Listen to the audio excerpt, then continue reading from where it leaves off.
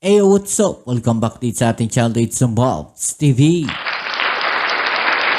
Alright, so tayo babalik ulit mga babayan at ngayon ay pag-uusapan natin balita mula sa channel ni Ariel TV. At eto na nga, Pilipinas, nagbabala na po, no? Eto pong Pilipinas, no, nagaganti na po sa China mga kababayan, no? Kaya naman China nanggigigil po sa galit. Yan ang ating alamin at pag-uusapan. Pero syempre bago ang lahat, please don't forget to subscribe at pakilike na rin po ang ating video ngayon para mas maisuggest ito ni YouTube at mas maraming makapanood.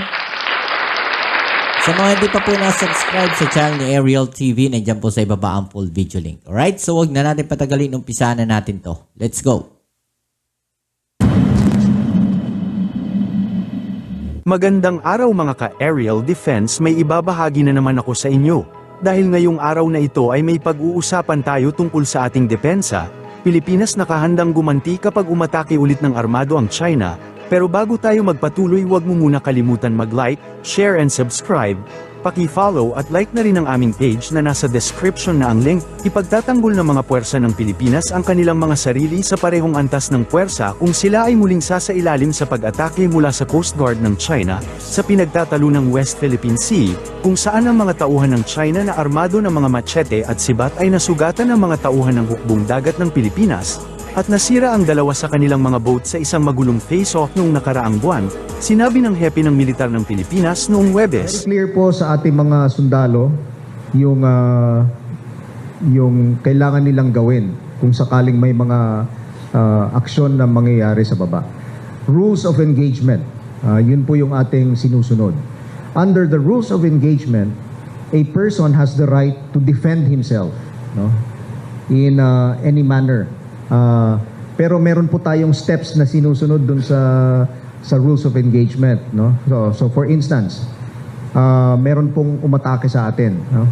At ang gagawin po natin is that we will apply the same level of force that would allow us to defend ourselves. For instance, kung gumamit po siya ng kutsilyo, gagamit rin tayo ng kutsilyo, no?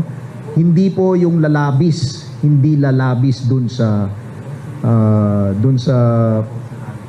yes, that's the concept of proportionality, no? So hindi po umatake siya, hindi po natin siya babarilin, no? In other words, you have the right to defend yourself, but you also have to practice that concept of proportionality of force, no? So that's just one of the concepts that we're following sa rules of engagement. So klarong-klaro po 'yon.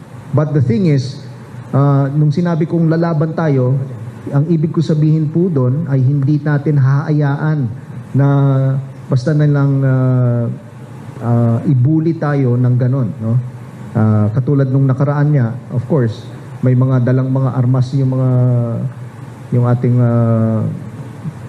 katunggali, but in the next RORE ay basta hindi po tayo papayag na basta na lang, no, apihin. They're not, as I said kanina, hindi siya very different from the way we're carrying the operations. Kasi nga, ang ginagawa natin is that sumusunod tayo sa batas. We are the ones following the laws, the rules. We are, in fact, sabi nga ng ating Pangulo, we are at the higher moral ground, no? Hindi naman tayo kailangan bumaba sa level nila. Okay? Okay, thank you very much, sir. Sir, before that, sir, sige.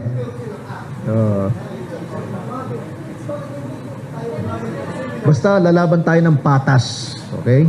Yun lang pwede kong sabihin. Nasa proseso pa ang Armed Forces of the Philippines sa pag-validate sa ulat na mayroong 25 na lugar sa bansa na target ng hypersonic missile ng China. Ayon kay AFP Chief of Staff General Romeo Bronner, walang natatanggap na report ang militar hinggil sa ulat na nakuha ni Senator Amy Marcos, maging ang intelligence community ay walang nakuhang report ukol dito. Gayunpaman sinabi ni Bronner na makikipag-ugnayan sila sa tanggapan ng senadora para makakuha pa ng mga impormasyon ukol dito. Yung issue po sa pahayag ni Senator Amy Marcos na there are 25 places daw po na target ng hypersonic missile ng China. Sir, nakatanggap po ba ang AFP o ang intelligence community ng report about this? Thank you. Thank you. Senator Aimee mentioned about the 25 targets, alleged targets. Wala pa ho kaming nakikita na report to this effect na merong 25 targets. So hindi po talaga ako makakapagbigay ng comment tungkol dito dahil ako po mismo hindi ko nakita yung sinasabing report na yan or even the locations of these 25 targets. No? So I'm sorry po. Alam niyo po, tinitingnan natin lahat yan, yung mga possibilities na hinaharap natin. So of course, a missile attack is a possibility. Yun nga po, may report na nga na may 25 na targets dito. That is why we are also preparing for those. No? Ang isa pong pwede natin gawin is we harden our facilities. We protect our facilities from possible missile attacks. Hindi lamang po, may mga iba't ibang mga technologies tayo ngayon that exists in order for us to protect ourselves from those kinds of attacks. These are the realities that we have to face. No? Hindi lang po itong mga missile attacks, even drone attacks. No? Nakikita naman natin yung nangyayari ngayon sa Ukraine, even in Israel and Gaza. No? So nakikita na natin yung mukha ng modern warfare. Dahil dito, pinag-aaralan po natin lahat ito. Mga hakbangin that will allow us to defend the country from these kinds of attack, and also for us to be able to deter any attacks from coming into our countries.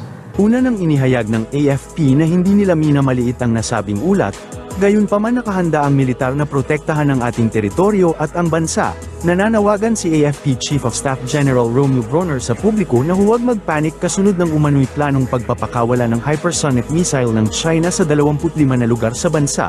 Ayon kay General Bronner, sa ngayon wala silang natatanggap na ulat hinggil sa inilabas na pahayag ni Senator Aimee Marcos. Aniya, nagtutulungan ng AFP at maging ang security sector para tugunan ang nasabing usapin. Ipinunto ni Bronner na ang kanilang magiging hakbang sa umano'y missile attack ay nakadepende sa anong klaseng impormasyon ang kanilang nakuha. Sir, good morning. Sir, yung AFP makikipag-coordinate daw kay Senator Aimee Marcos regarding sa information na yon. May info na ba na na-obtain yung AFP? And if wala pa kayong natatanggap na verified information regarding that, can you consider it as pwede bang mag-cause ng panic, fear, yung statement na yun? How did you classify it? Thank you. Thank you very much. Yes, we will be, of course, coordinating not just with a good senator, pero sa lahat po ng may mga information na ganito, no? Dahil siyempre gusto po natin makita lahat po ng impormasyon nang sa gayon ay matugunan po natin itong mga ito, no?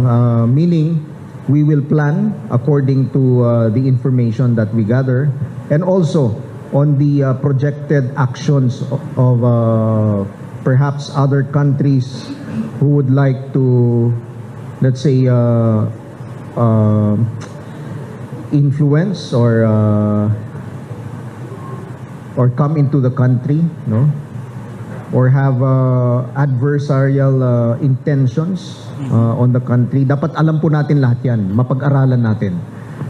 So, dito po sa information na ito, as I said, hindi pa ho namin nakita. But ang pakiusap lang po namin is that if possible, yung pang makita po natin yung tunay na sitwasyon natin. No?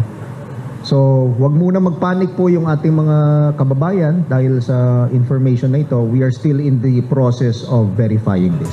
Iginiit ni Chinese Foreign Ministry spokesperson Mao Ning, nitong Huwebes na ang kanyang bansa ay hindi nagbabanta sa anumang bansa kasunod ng pahayag ni Senator Aimee Marcos na pinaplano ng China na gumamit ng hypersonic missiles laban sa Pilipinas. Nauna nang nagbabala si Marcos na 25 lugar sa bansa ang maaaring maging target ng posibleng pag-atake ng Chinese hypersonic missile dahil sa dumaraming Enhanced Defense Cooperation Agreement site sa Pilipinas at sa gitna ng tumataas na tensyon sa West Philippine Sea, bagamat hindi niya tinukoy ang lahat ng 25 na lugar.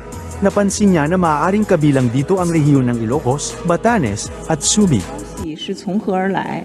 我可以告诉你的是，中国坚持走和平发展道路，奉行防御性的国防政策，不对任何国家构成威胁。当然，我们也绝不会坐视自身的正当权益和地 Ito, makikita natin dito mga babayan, no, nagmamalinis na naman ng China. Hindi daw sila nagpo-post ng threat, no, sa ibang bansa, no, bagkus ang kanilang intention ay peaceful daw mga babayan. No. Di ba nagpo-post ng threat yung kanilang mga ginagawa? Ano sa palagay ninyo mga babayan? 地区的和平稳定受到侵犯和威胁。我们敦促有关国家正视国内民众的担忧和地区国家的呼声，从维护本国人民的根本利益出发，坚持独立自主，坚持睦邻友好， Good 切实尊重 neighborliness 他国的安全关切，以实际行动维护地区和平。 Para Good neighborliness ba yung ginagawa ng China? Mabuting kaibigan ba yung mga ginagawa nila ng China mga babayan? No? Ano sa palagay ninyo? I-comment down sa ibaba ang inyong mga opinion na natin yung pag-usapan. Alright? So yan, muli maraming salamat sa lahat ng mga patuloy na nakasuporta dito sa ating channel. Kita-kits tayo sa ating next video upload. Ito muli ang inyong Kuya Mobs, it's Mobs TV. Peace. I'm out.